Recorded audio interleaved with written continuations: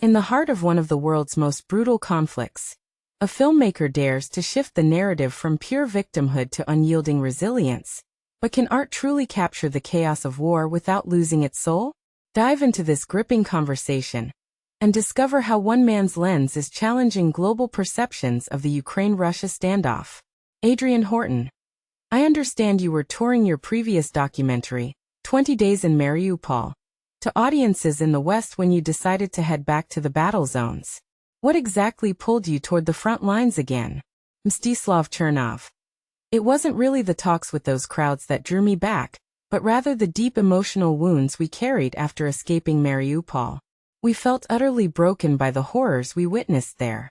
Soon after, we ventured to Bucha, where we encountered yet more evidence of wartime atrocities committed against defenseless people. Then I returned to my birthplace, Kharkiv, which endured relentless bombing just like Mariupol had. So, even as we began piecing together 20 Days in Mariupol, I was on the hunt for a new narrative, an antidote to that overwhelming sense of despair and powerlessness. I kept viewing Ukraine solely as a casualty in this savage attack, and I yearned to craft a tale that flipped the script, showcasing agency, fortitude, and the Ukrainian people's defiant pushback against such brutality. And this was after Mariupol had been released, right? What was that stark contrast like for you? Jumping from the glitz of the Oscars to the grit of active combat zones. Yes, the theatrical screenings kicked off in July, coinciding with blockbusters like Barbie and Oppenheimer, and we had countless public discussions and premieres. Yet simultaneously the war raged on, with Ukraine launching its counteroffensive. I'd travel from serene, bustling cities in the US, UK, and Europe, places of tranquility, straight back to Ukraine. It involved crossing borders by plane, switching to cars, trains, and more vehicles, until I reached the trenches. There, I'd confront a reality so alien, like stepping into another world or regressing a century. This clash of worlds, the peaceful versus the violent, pushed me to explore it creatively. That's why 2,000 meters to Andriivka emerged as a meditation on distances. Not only the physical and emotional toll of warfare or the humanity of those entrenched in foxholes, but also the vast divide between Europe and Ukraine, and between everyday Ukrainian life and the soldiers' harsh existence. I hope viewers feel that contrast. Reflecting on the film now, how do you perceive that divide between Ukrainian civilians and those at the front? Has it grown or shrunk over time? Since early 2025, many in Ukraine, particularly frontline troops and civilians facing missile and drone strikes, have sensed a profound sense of isolation from the global community. Paradoxically, this has fostered unity. It's remarkable how Ukrainians and people in general rally together when feeling forsaken. Distress often strengthens bonds. The tougher the circumstances, the tighter the community.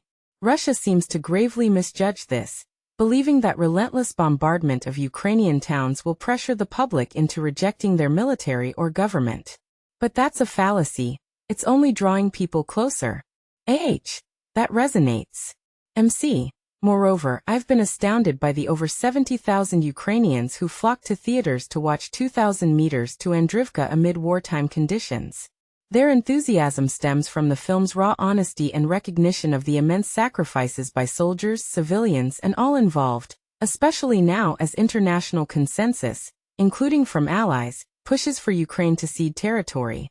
That would mean losing places like Andriivka too. Grasping the value of liberating such areas is vital. It's about honoring the cost in blood and spirit. I caught the Sundance premiere in January, and you mentioned back then that you avoid being overly directive. Your focus is on posing questions, positioning the film as a historical record. Still, in sharing it globally, do you aim to convey a specific takeaway? Primarily, I strive to guide interpretations correctly. This isn't a straightforward or propagandistic piece. It's layered, delving into Ukraine, the conflict itself, and our collective moment at the brink of broader warfare. How do we endure such a pivotal time?